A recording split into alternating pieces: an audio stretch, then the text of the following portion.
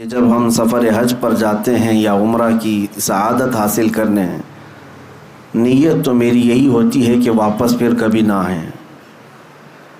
رسول کریم صلی اللہ تعالیٰ علیہ وسلم کی بارگاہ میں ان کے قدموں میں سونا نصیب ہو جائے، زندگی وصول ہو جائے،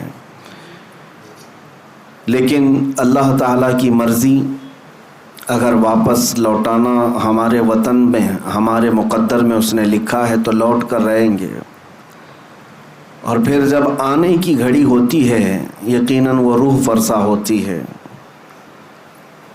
مدینہ طیبہ سے واپسی کی گھڑی واقعی ایک سچے محبت کرنے والے عاشق کے لیے بہت ہی سخت امتحان کی گھڑی ہوتی ہے۔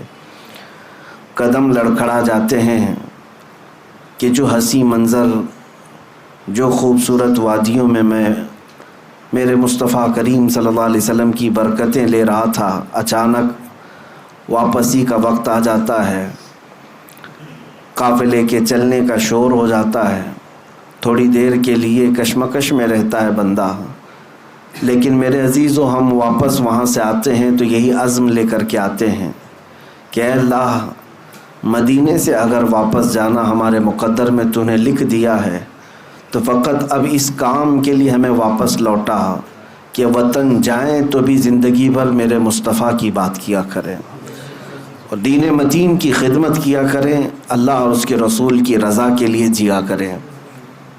عزیزان گرامی، میں نے قرآن عظیم کی ایک آیت آپ کے سامنے تلاوت کی۔ اللہ فرماتا ہے وَمَن يُعَظِّمْ شَعَائِرَ اللَّهِ فَإِنَّهَا مِن تَقْوَى الْقُلُوبِ، جو اللہ کی نشانیوں کی تعظیم کرتے ہیں، عزت کرتے ہیں، انہیں دل کا تقوی حاصل ہوتا ہے۔ اللہ کی نشانیاں کیا ہیں؟ آپ نے قرآن کی آیت میں یہ سنا ہوگا ان الصفا والمروۃ من شعائر اللہ، قرآن میں ہی ہے، دوسرے پارے میں اللہ تعالیٰ فرماتا ہے بے شک صفا اور مروہ اللہ کی نشانیوں میں سے۔ صفا مروہ کیا ہے؟ یہ دو پہاڑیاں ہیں، کعبے کے قریب دو پہاڑیاں ہیں، صفا اور مروہ۔ ان دو پہاڑیوں کو اللہ تعالیٰ فرماتا ہے کہ یہ اللہ کی نشانیوں میں سے ہیں۔ کس لیے نشانیاں ہیں؟ اور قرآن میں چوتھے پارے میں آپ پڑھیں گے، اللہ تعالیٰ فرماتا ہے ان اول بیت وضع للناس للذی ببکۃ مبارکا وہدی للعالمین فیہ آیات بینات مقام ابراہیم۔ اللہ فرماتا ہے سب سے پہلے اس روئے زمین پر جو گھر بنا ہے وہ خانہ کعبہ ہے، جو مکہ میں بنا ہے۔ کس لیے؟ کہ وہ پوری دنیا کے لیے ہدایت کا ذریعہ بنے اور برکت کا ذریعہ بنے، اور اللہ فرماتا ہے اس میں کھلی ہوئی نشانیاں ہیں۔ خانہ کعبہ کو اللہ فرماتا ہے اس میں کھلی ہوئی نشانیاں ہیں۔ صفا اور مروہ کو کہتا ہے رب تعالیٰ کہ یہ اللہ کی نشانیاں ہیں۔ کیوں میرے عزیزو؟ یہاں پر کچھ باتیں مجھے عرض کرنی ہے۔ سفر حج سے لوٹنے کے بعد اگر کوئی حاجی یہ عقیدہ لے کر کے آتا ہے تو میں سمجھتا ہوں اس کا حج اللہ تعالیٰ قبول کر لے گا۔ کیا چیز؟ بہت سارے جاتے ہیں اور بھیڑ بھاڑ کو دیکھتے ہیں، لاکھوں لوگ اس طرف پڑھ رہے ہیں، لاکھوں لوگ یہ کر رہے ہیں، لاکھوں لوگ وہ کر رہے ہیں۔ ایک بات یاد رکھیں، اسلام بھیڑ سے نہیں چلتا، اسلام آتھینٹک چیزوں پر چلتا ہے، اس کی جڑیں مضبوط ہیں، یہ حقانیت کی بنیاد پر چلتا ہے۔ میں جو بات عرض کر رہا ہوں وہ یہ ہے کہ صفا اور مروہ دو چھوٹی پہاڑیاں ہیں، اب تو ان کی اونچائیاں سب ختم کر دی گئیں، تھوڑی تھوڑی سی نشانیاں باقی رکھا ہے ایک سعودی گورنمنٹ نے، باقی سب تو مٹا دیا۔ صفا اور مروہ پر کیا ہوا کیا تھا آپ کو یہ بھی پتا ہے۔ سیدہ ہاجرہ، حضرت ابراہیم علیہ السلام کی اہلیہ، حضرت اسماعیل علیہ السلام کی ماں، 6 ماہ کے حضرت اسماعیل علیہ السلام، قریب چھوٹے سے بچے، ان کی پیاس کی شدت کو بجھانے کے لیے وہ دوڑ لگا رہی تھیں۔ کبھی صفا پر چڑھ کر دیکھتی کہ کہیں پانی نظر آتا ہے، وہاں سے بھاگتی ہوئی مروہ کی طرف جاتی۔ یہ دونوں پہاڑیوں میں تقریباً آدھا کلومیٹر کا فاصلہ ہے، یا ہو سکتا ہے اس سے تھوڑا آس پاس ہوگا، 500 سے 700 میٹر کے درمیان ایک پہاڑی سے دوسری پہاڑی، صفا پر چڑھتی پھر مروہ پر جاتی، پھر مروہ سے صفا کی طرف، لیکن اسماعیل علیہ السلام کو خانہ کعبہ کے قریب وہ سلا کر رکھی ہوئی تھیں زمین پر۔ روایات میں ہے کہ انہوں نے 7 چکر لگائے، پھر اللہ تعالیٰ نے اسماعیل علیہ السلام کی ایڑیوں کے نیچے سے زمزم کا پانی پیدا فرمایا، جس کو آج پوری دنیا پیتی ہے، سیراب ہوتی ہے، برکتیں بھی حاصل کرتی ہے۔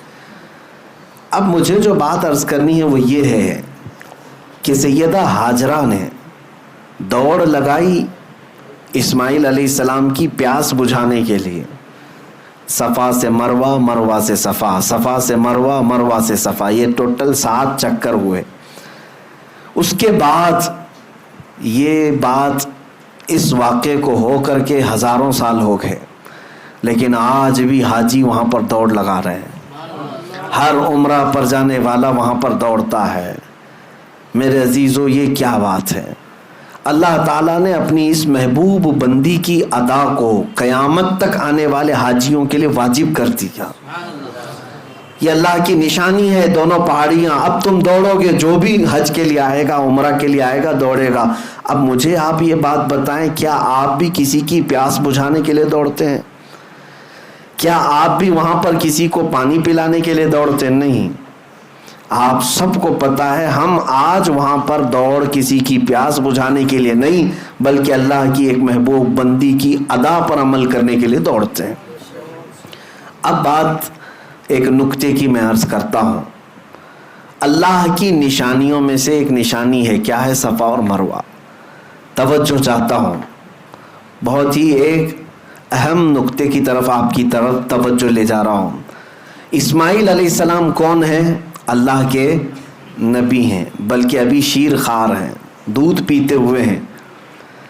اب یہاں سے مفسرین فرماتے ہیں سیدہ ہاجرہ وہ نبی نہیں ہے، نبی کی بیوی ہیں اور نبی کی ماں ہیں، لیکن جو دوڑ لگا رہی تھی، کس کے لیے دوڑ لگا رہی تھی؟ اسماعیل علیہ السلام کے لیے۔ مفسرین فرماتے ہیں ایک نبی کی پیاس کے لیے اگر کوئی دوڑے تو اللہ اس کو نشانی بنا دیتا ہے۔ ایک نبی کی پیاس کے لیے اگر کوئی دوڑے، اللہ اس کو نشانی بنا دیتا ہے۔ اے میرے عزیزو، اگر میرے مصطفیٰ کی عزت کے لیے کوئی دوڑے تو یاد رکھنا قیامت تک اس بندے کو بھی اللہ نشانی بنا دیتا ہے۔ بے نشانوں کا نشان مٹتا نہیں، مٹتے مٹتے نام ہو ہی جائے گا۔ آج بر صغیر بلکہ عالم اسلام میں اگر ایک عبقری شخصیت امام اہل سنت فاضل بریلوی امام احمد رضا خان رحمت اللہ تعالی علیہ کو پوری دنیا جانتی ہے اور پہچانتی ہے تو اسی بنیاد پر کہ ایک نبی کی عزت اور اس کے پہرے داری کے لیے زندگی وقف کر دیا تھا، اور اللہ نے ان کی زندگی کو آج سارے لوگوں کے لیے نشانی بنا دیا۔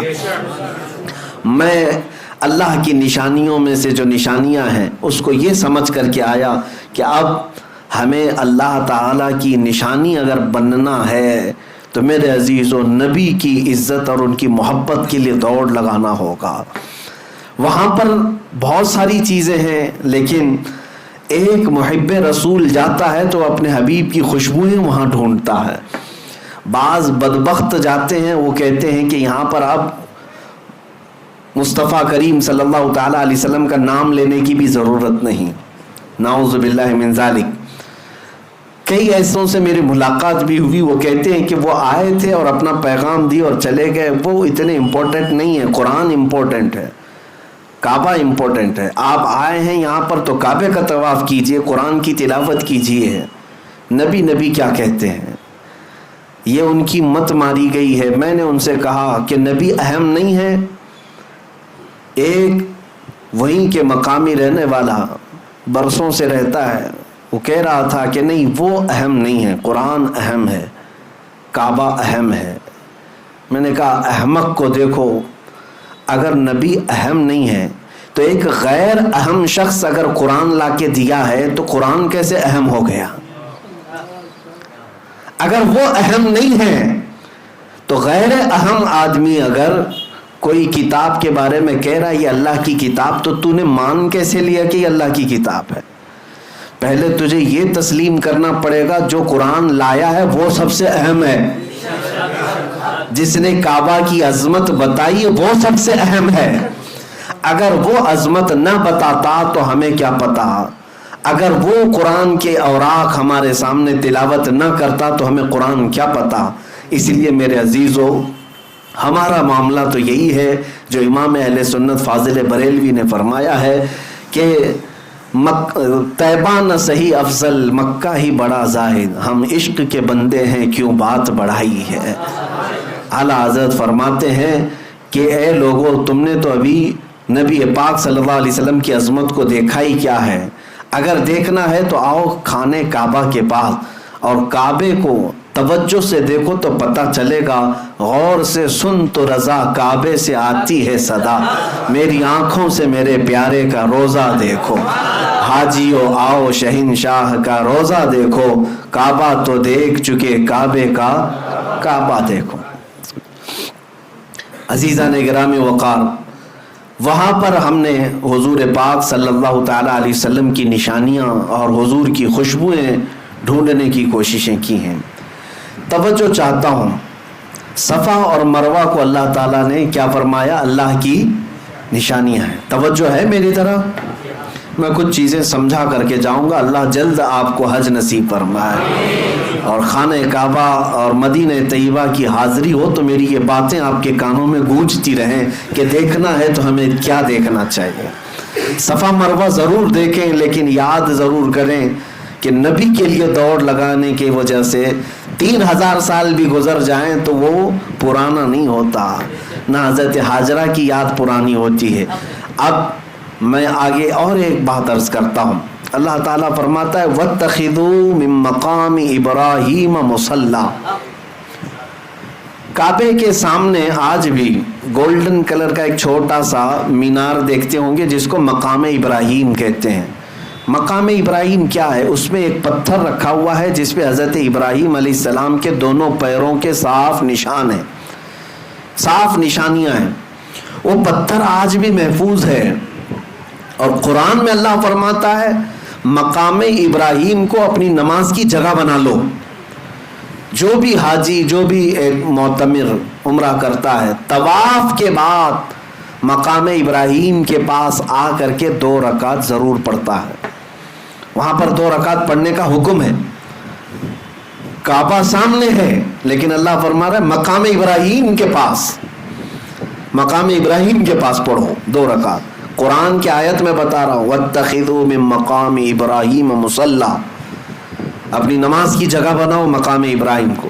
اب ہم نے محسوس کیا، تحقیق کیا تو سارے لوگوں کی زبان پر ایک ہی بات جاری، اور وہاں پر بھی جا کر کے آپ پوچھیں گے، کچھ لوگ اس کے ارد گرد کھڑے بھی رہتے ہیں محافظ کی حیثیت سے، کچھ پولیس والے اور کچھ لال دوپٹے والے۔ وہ لوگ جب بھی آپ سوال کریں گے تو یہی کہیں گے کہ یہ پتھر ہے جس پر کھڑے ہو کر کے ابراہیم علیہ السلام نے کعبے کی تعمیر کی، اور ظاہر سی بات حقیقت ہے، تاریخ بھی ہے۔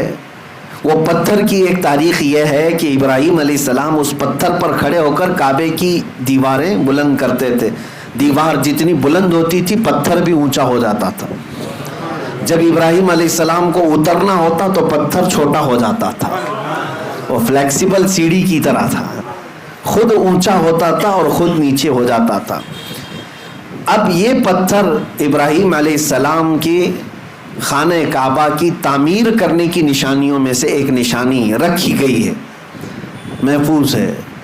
تو میں آپ سے پوچھتا ہوں، کیا وہ پتھر اتنا افضل اسی لیے ہے کہ اس پر کھڑے ہو کر ابراہیم علیہ السلام نے کعبے کی تعمیر کی؟ میرے عزیزوں، مشہور تو یہی ہے، لیکن عشق والوں کی زبان سے پوچھیں تو ان کی تحقیق میں ایک اور باب کا اضافہ بھی ہوتا ہے۔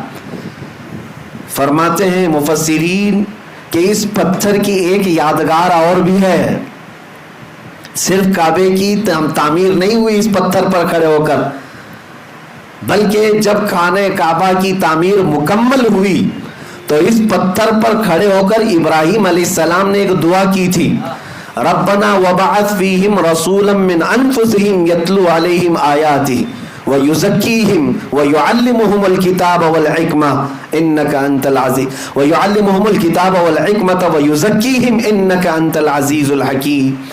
ابراہیم علیہ السلام نے اس پتھر پر کھڑے ہو کر یہ دعا کی تھی، اے ہمارے رب یہاں پر بسنے والوں میں سے ایک رسول پیدا فرما، ایک رسول پیدا فرما جو لوگوں کے دلوں کو صاف کرتا ہو اور کتاب و حکمت کی انہیں تعلیم دیتا ہو۔ مولا بے شک تو حکمت والا اور غالب حکمت والا ہے۔ ابراہیم علیہ السلام نے اس پتھر پر کھڑے ہو کر کے دعا کیا کی تھی؟ اے اللہ ایک رسول پیدا فرما۔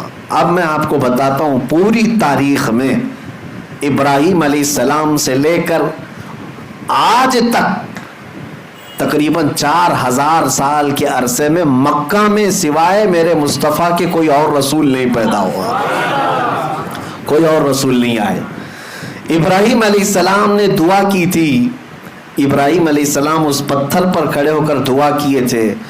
آپ کی دعا کے نتیجے میں تقریباً 2000 سال کے بعد یا 1500 سال کے بعد اگر اس مکے میں کوئی جلوہ فگن ہوا تو وہ آمنہ کا لال پیدا ہوا، تاجدار کونین رحمت عالم مصطفیٰ کریم صلی اللہ علیہ وسلم اس مکہ میں تشریف لائے۔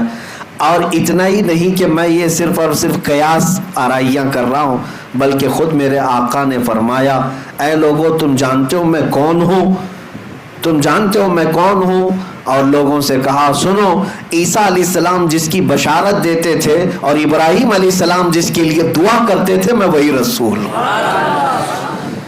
تو اب میں آپ کے ذہن کو قریب کرتا ہوں، اس پتھر کی عظمت کا معاملہ اب اور بدل گیا۔ کہا گیا، مفسرین فرماتے یہ پتھر اس لیے بھی افضل ہو گیا کہ اس پتھر پر کھڑے ہو کر ابراہیم علیہ السلام نے ہمارے رسول کو مانگا تھا، ہمارے رسول کے پیدا ہونے کی دعا کی تھی، اور اللہ تعالیٰ نے ابراہیم علیہ السلام کی دعا قبول بھی کی۔